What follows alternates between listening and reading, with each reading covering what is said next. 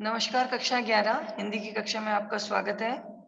जैसा कि आपको विदित है कि हमने अपने पाठ्यक्रम के अनुसार आरोह पाठ्य पुस्तक के कृष्णचंद्र के द्वारा लिखे गए पाठ जामुन का पेड़ का अध्ययन अध्यापन कर लिया। उसके समापन के पश्चात नवीन पाठ की ओर हम बढ़ते हैं और ये नया पाठ जो है वो हमारे महान स्वतंत्रता सेनानी और देश के पहले प्रधानमंत्री, जिनसे आप सभी परिचित हैं, जिन्हें बालक वर्ग जो है चाचा नेहरू की संज्ञा से संबोधित करता रहा है और कोई नहीं, माननीय जवाहरलाल नेहरू के द्वारा रचित है। जवाहरलाल नेहरू के विषय में कहा जाता है कि वो अपनी पुत्री इंदिरा गांधी को और ज्यादा शक्ति संपन्न बनाने के लिए, उनके मन को, उनके आत्मबल को और ज्यादा बलिष्ठ करने के लिए कारावास के समय भी कुछ ना कुछ अपने भारतवर्ष से संबंधित लिखा करते थे और यही उनके जो लेख हैं वो अपनी पुत्री को भेजा करते थे। यानी चिट्ठी पत्री का आदान प्रदान होता था और वहीं से हमें उनकी एक महान रचना प्राप्त हुई जिसका टाइटल था भारत की खोज। अब भारत की खोज में से ही कुछ जो चुनिंदा अंश हैं वो हमारे इस पाठ्यक्रम में भारत माता के नाम से संबोधित किए गए हैं।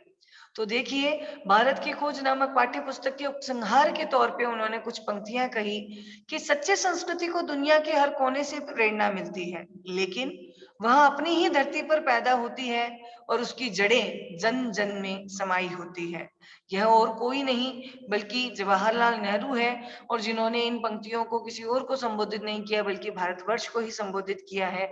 यानी वह संस्कृति जो अंतरराष्ट्रीय स्तर पर अपना विशेष स्थान रखती है और जिसकी महिमा जो है हमारे देश के हर एक नागरिक के मन में बसी हुई है।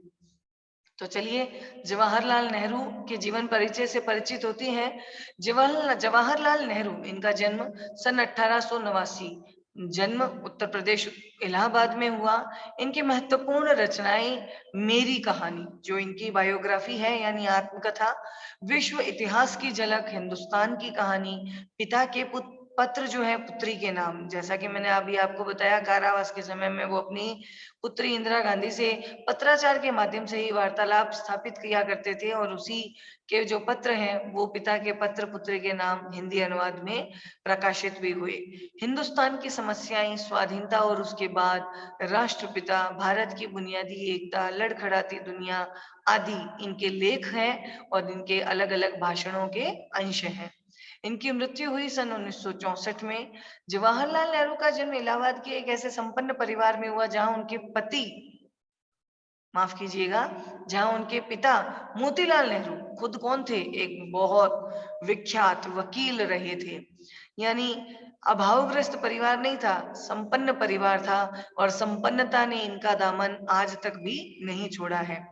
नेहरू की प्रारंभिक शिक्षा घर पर ही हुई और हायर एजुकेशन के लिए इंग्लैंड में हैरो तथा कैम्ब्रिज विश्वविद्यालय गए। वहीं से इन्होंने अपनी वकालत की पढ़ाई भी की, लेकिन नेहरू पर गांधी जी का बहुत प्रभाव पड़ा। यही कारण है कि इन्होंने अपने एक लेख लिखा है राष्ट्रपिता को संबोधित करते हुए, जिनके विषय में अभी अपने रचनाओं में पढ़ा। इनकी पुकार पर वे पढ़ाई छोड़कर आजादी की लड़ाई में जुट गए। आगे चलकर सन 1929 में कौन सा अधिवेशन, कांग्रेस का लाहौर अधिवेशन, जाना माना अधिवेशन रहा जिसकी अध्यक्षता की थी जवाहरलाल नेहरू ने, और वहां पर पूर्ण स्वतंत्रता, पूर्ण स्वराज्य की डिमांड की गई थी पूरे भारतवर्ष के द्वारा ब्रिटिश ईस्ट इंडिया कंपनी के खिलाफ।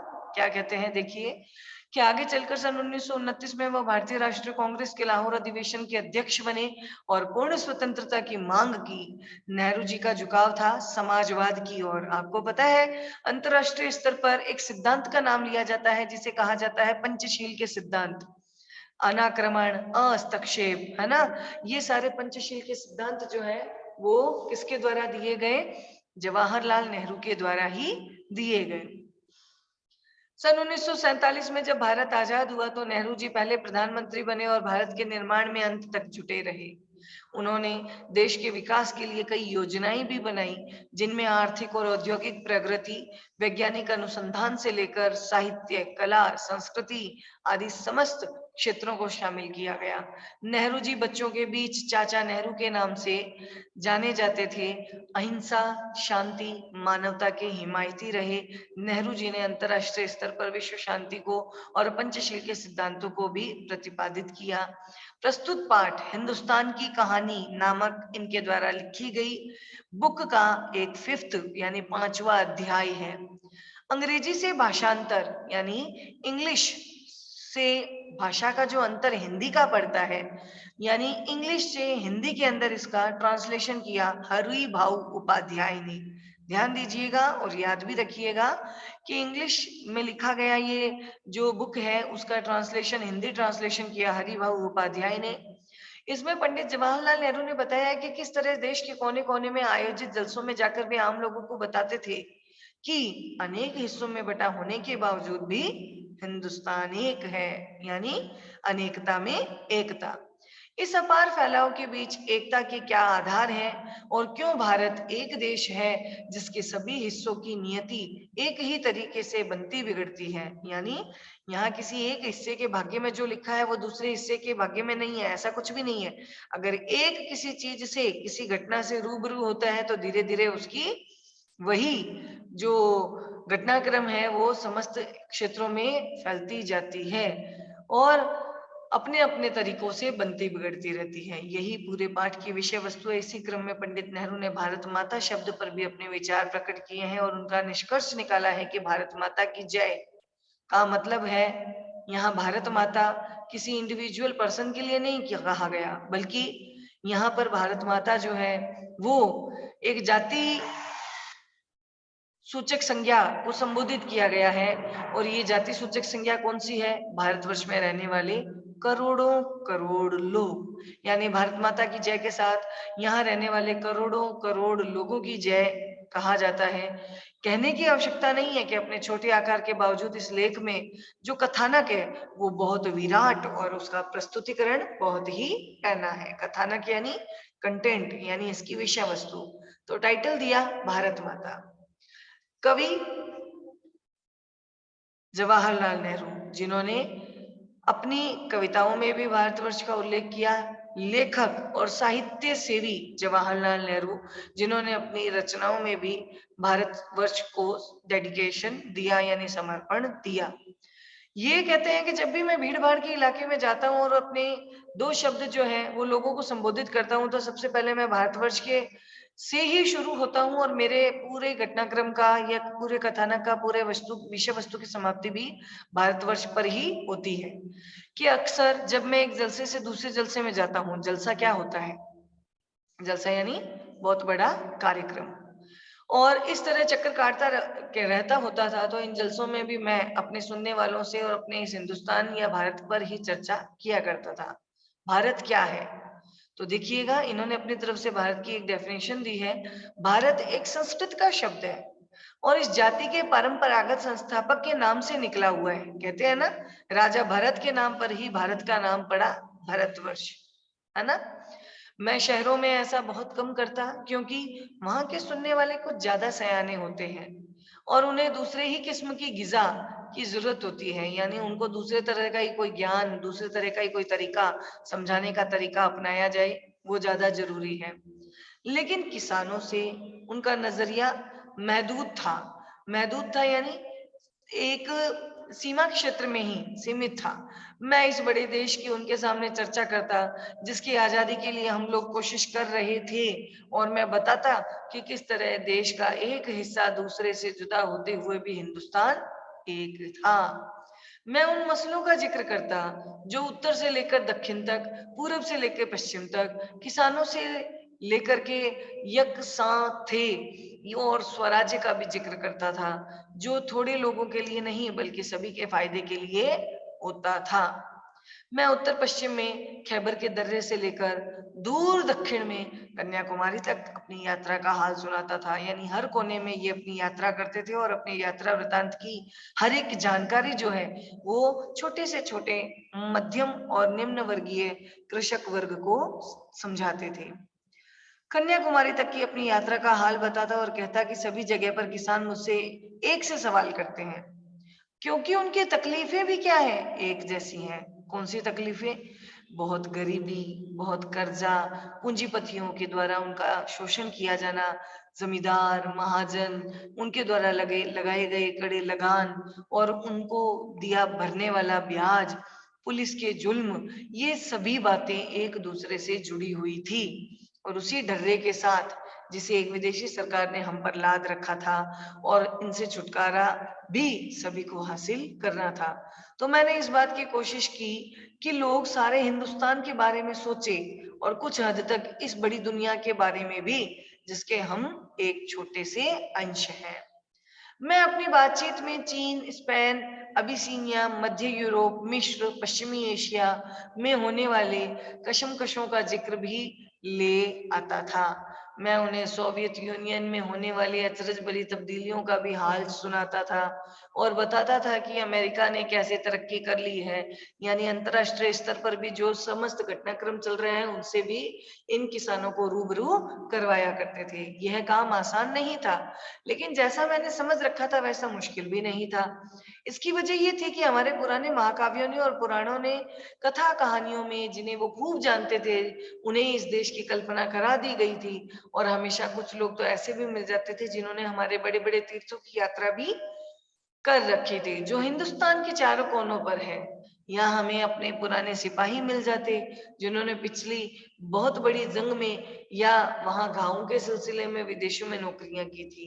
सन 30 के बाद जो आर्थिक मंदी पैदा हुई उसकी वजह से सारे मुल्क के बारे में मेरे हवाले उनकी समझ में आ गया होगा। मेरे हवाले यानी मेरे द्वारा दिए गए स्टेटमेंट या कथन या वाक्य, वो उन लोगों को अच्छे से समझ आ गया होगा, क्योंकि आर्थिक मंदी केवल एक क्षेत्र विशेष के लिए नहीं हुई बल्कि पूरे भारतवर्ष के लिए हुई थी, है ना। आपको पता होगा कि आपातकाल लागू किया जाता है, पॉलिटिकल साइंस में आप पढ़ते हैं आपातकाल 1952, 1956, है ना, और 352, 356 और 360।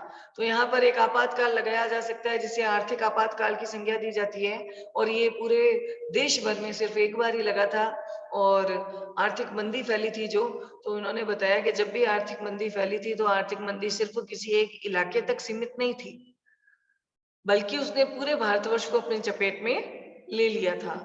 उनकी वजह से दूसरे मुल्कों के बारे में भी मेरे हवाले यानी मेरे द्वारा किए गए कथन उनके समझ में आ जाते थे। कभी ऐसा भी होता था कि जब किसी जलसे में पहुंचता था तो मेरा स्वागत भारत माता की जय इस नारे से जोर के साथ किया जाता था। मैं लोगों से अचानक पूछ बैठता, इस नारे से उनका क्या मतलब है? ये भारत माता कौन है भाई जिनकी वो जय चाहते हैं? मेरे सवाल से उन्हें थोड़ा कौतूहल और ताज्जुब भी होता था, और कुछ जवाब नहीं बनने पर वे एक दूसरे की तरफ या मेरी तरफ देखने लग जाते थे। तो मैं वापस से सवाल करता। आखिर एक हट्टे कट्टे जाट ने, जो अनगिनत पीढ़ियों से किसानी करता आया है, उसने जवाब दिया, भारत माता की जय से उनका मतलब है पूरी धरती की जय। कौन सी धरती? खास उनके गांव की धरती, या किसी जिले की, या सूबे की, या सारे हिंदुस्तान की धरती? किससे मतलब है उनका? इस तरह तरह तरह के सवाल जवाब चलते रहते थे, यहाँ तक कि वे ऊब कर मुझसे कहने लगते कि मैं ही बताऊं। तो मैं इसकी कोशिश करता हूं उनको बताता कि हिंदुस्तान वह सब कुछ है जिसे उन्होंने समझ रखा है। अब एक और हिंट दे दूं कि आप जब भी राजनीति विज्ञान पढ़ते हो तो वहां एक नागरिक शब्द आता है, और नागरिक शब्द भी क्या है? अपने पूरे देश का एक महत्वपूर्ण संसाधन है ना। यहाँ जितने भी पहाड़, नदियां, पशु पक्षी, मनुष्य, ये सभी क्या है? ये अपने अपने देश के महत्वपूर्ण संसाधन है। तो लेखक क्या कहते हैं? लेखक जवाहरलाल नेहरू कहते हैं कि इससे भी बहुत ज्यादा है। ये हिंदुस्तान के नदी, पहाड़, जंगल, खेत और जो हमें अन्न देते हैं, ये सभी हमें बहुत अजीज हैं। लेकिन आखिरकार जिनकी गिनती है वे हिंदुस्तान के लोग, उनके और मेरे जैसे लोग जो इस सारे देश में फैले हुए हैं। भारत माता दरअसल यही करोड़ों लोग हैं, और भारत माता की जय से मतलब हुआ इन्हीं करोड़ों लोगों की जय। मैं उनसे फिर से कहता कि तुम इस भारत माता के अंश हो, एक तरह से तुम ही भारत माता हो। और जैसे जैसे ये विचार उनके मन में बैठते जाते, उनकी आंखों में एक चमक आती जाती, और इस तरह मानो उन्होंने कोई बड़ी खोज कर ली हो। यानी कुछ नया नेहरू जी से सीखने को मिलता था और लोगों को लगता था कि हमें कुछ नया सीखने को मिला है, यानी कुछ तो आज अलग हमने सीख प्राप्त की है। कुछ ऐसी ही सीख दिया करते थे जवाहरलाल नेहरू जब वो किसी भी जलसे में पहुंचते थे और जलसे की शुरुआत ही वो अपनी भारत माता की जय से करते थे। भारत को संबोधित करते हुए वो महत्वपूर्ण जानकारियां, अंतर्राष्ट्रीय स्तर की भी जानकारियां लोगों को दिया करते थे और लोगों से इसके विषय में उनकी राय भी जाना करते थे। तो उम्मीद है ये छोटा सा 2 पेजों का जो पाठ है वो आपको अच्छे से समझ आया होगा। भारतवर्ष की जय से लेखक का क्या अर्थ है, तात्पर्य है, आशय है। तो भारतवर्ष की जय से लेखक का तात्पर्य है पूरे भारत में रहने वाले हर जन जन की जय। तो आइए चलते हैं पाठ के चर्चा के कुछ प्रश्न हैं, उन चर्चा करते हैं कि भारत की चर्चा नेहरू जी कब और किससे करते थे। तो भारत की चर्चा नेहरू जी जब भी किसी जलसे में जाते थे तो उसी जलसे में लोगों से करते थे और खास तौर पे कैसे लोगों से, जो मुख्य रूप से किसानी या कृषक वर्ग से संबंधित है। ठीक है। नेहरू जी ने भारत के सभी किसानों से कौन सा प्रश्न बार बार किया? ये भारत माता कौन है जिनकी आप जय कहते हो? यह भारत माता यानी भारत की धरती, ये धरती खाली भारत की है कि आपके जिले की है या आपके क्षेत्र की है या पूरे भारत की है या पूरे विश्व की है? तो इस तरह से नेहरू जी जो है भारत के किसानों के विषय में भारत से बातें नेहरू जी जो है भारत के विषय में भारत के रहने वाले किसानों से बातें पूछा करते थे। दुनिया के बारे में किसानों को बताना नेहरू जी के लिए क्यों आसान था? तो दुनिया के बारे में किसानों को बताना नेहरू जी के लिए इसलिए आसान था क्योंकि वो समय ही ऐसा था जहां हर देश की राजनीतिक परिस्थितियों में उथल-पुथल मची हुई थी। कहीं पर साम्राज्यवाद और पूंजीवाद अपना स्थान छोड़ता जा रहा था, उसका स्थान साम्यवाद और समाजवाद लेता जा रहा था और इसी कारण वो इन सारी परिस्थितियों से नेहरू जी भी बहुत परिचित थे और परिचित होने के कारण वो अपने किसानों को भी वहाँ की सारी जानकारी से ज्ञान ज्ञान वर्धित करना चाहते थे। तो नेहरू जी जो है अलग-अलग स्थानों पर जाते थे, पूर्व से लेके पश्चिम तक, उत्तर से लेके दक्षिण तक, यानी दूर कन्याकुमारी तक भी और आगे हिमालय तक भी। वो जिस-जिस स्थान पर जाते थे, उस स्थान पर ने भारतवर्ष के विषय में कई नई जानकारियाँ हासिल करते थे और नई जानकारियों से जो है वो लोगों को जो प्रेरित करते थे। किसान सामान्यतः भारत माता का क्या अर्थ लेते हैं? भारत माता का अर्थ होता है यहाँ की धरती की जय। भारत माता के प्रति नेहरू जी की क्या अवधारणा रही है? भारत माता के प्रति नेहरू जी की अवधारणा रही है कि भारत माता कोई व्यक्तिगत नाम नहीं है, बल्कि भारत माता जो है वही हमारा यानी जन जन का जीवन प्राण है। अर्थात भारत माता से आशय है कि भारत में रहने वाले हर वर्ग की, हर लोग की जय। भारत माता की जय से संबंधित करते हैं कि भारतवर्ष में रहने वाले हर व्यक्ति की जय, और ये व्यक्ति हम, आप और समस्त भारतवासी हैं। आजादी से पूर्व किसानों के किन समस्याओं का सामना करना पड़ता था? तो यहाँ को जो है आजादी से पूर्व किसानों को जो कई पहली पहली तो बात है ब्रिटिश ईस्ट इंडिया कंपनी के द्वारा लगाई गई जो रणनीतियां हैं उनका, फिर जमींदारों, महाजनों, पूंजीपतियों के द्वारा लगाए गए करों का, और कई यहाँ पे दिया गया है, देखिए यहाँ उन्होंने नाम बताया है।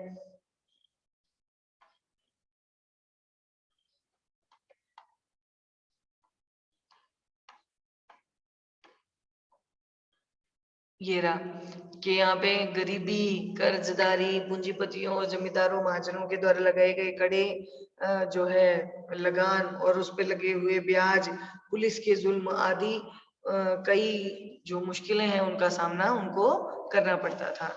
तो इस प्रकार इन प्रश्नों पर भी हमने चर्चा कर ली है और कुछ पाठ के आसपास के प्रश्न हैं। आजादी से पहले भारतीय निर्माण को लेकर नेहरू ने क्या सपने देखे थे, क्या आजादी के बाद वो साकार हुए?